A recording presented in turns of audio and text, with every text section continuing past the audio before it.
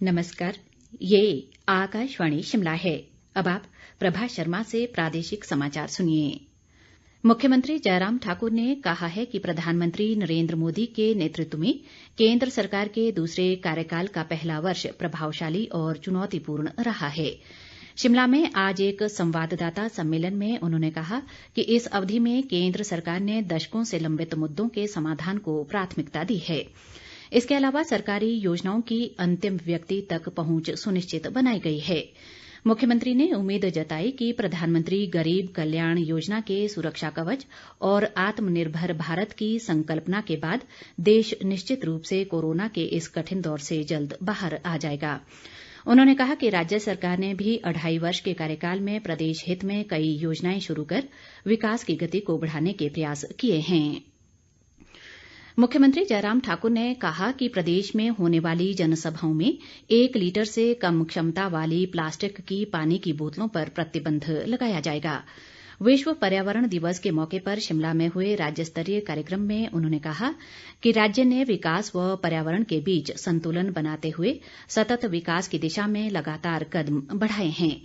मुख्यमंत्री ने कहा कि पॉलीथीन बैग के उपयोग पर प्रतिबंध लगाने वाला हिमाचल देश का पहला राज्य है। उन्होंने कहा कि सरकार ने पत्तियों से बने डोने और प्लेट के उपयोग को बढ़ावा दिया है और ये जरूरी है कि हम पर्यावरण के साथ तालमेल बनाए रखें। जयराम ठाकुर ने कहा कि राज्य सरकार समृद्ध जैव विविधता के संरक्षण के लिए प्रतिबद्ध है और पंचायत स्तर पर 3,871 जैव विविधता प्रबंधन समितियां गठित की गई हैं। शिक्षा मंत्री सुरेश भारद्वाज भी कार्यक्रम में मौजूद रहे। केंद्रीय वित्त व कॉरपोरेट मामले राज्य मंत्री अनुराग ठाकुर ने भाजपा कार्यकर्ताओं से कोरोना आपदा से राहत के लिए केंद्र सरकार द्वारा किए गए उपायों को जनता तक पहुंचाने का आग्रह किया है।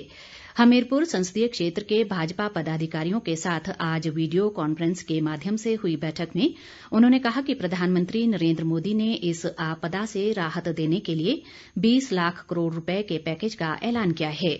बैठक में पूर्व मुख्यमंत्री प्रेम कुमार धूमल, पार्टी के संगठन मंत्री पवन राणा, महासचिव त्रिलोक जम्वाल, कैबिनेट मंत्री बिक्रम सिंह और वीरेंद्र कंवर सहित अन्य नेता विशेष रूप से शामिल हुए।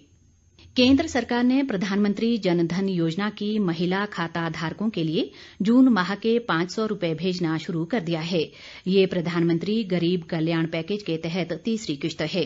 लाभार्थी 10 जून के बाद किसी भी दिन ये राशि निकाल सकेंगी। पहली किश्त के रूप में 20 करोड़ 5 लाख महिलाओं के जनधन खातों में 10,029 करोड़ रुपए जमा कराए गए थे। प्रदेश कांग्रेस अध्यक्ष कुलदीप राठौर ने कहा है कि कोरोना महामारी से निपटने के लिए पार्टी ने कई कार्यक्रम चलाए हैं, जिसमें सभी पदाधिकारी व कार्यकर्ता बढ़ चढ़कर भाग ले रहे हैं। शिमला में पत्रकार वार्ता में उन्होंने राज्य सरकार पर कोरोना से निपटने के लिए उचित काम न करने का आरोप भी लगाया। उन्होंने कहा कि सरकार कोरोना काल में लोगों द्वारा दिए गए अंशदान का कोई हिसाब नहीं दे रही है।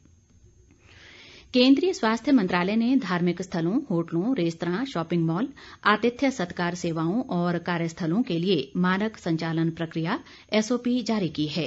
इसका उद्देश्य कोविड-19 से बचाव के लिए सुरक्षा उपायों का पालन करते हुए सुरक्षित दूरी बनाए रखना है। लॉकडाउन खोलने के पहले चरण में सरकार ने 8 जून से इन स्थलों को खोलने की अनुमति दी है। किन्नौर होटल संघ ने कोरोना महामारी के दौरान हालात सामान्य न होने तक जिले में कारोबार शुरू न करने की घोषणा की है।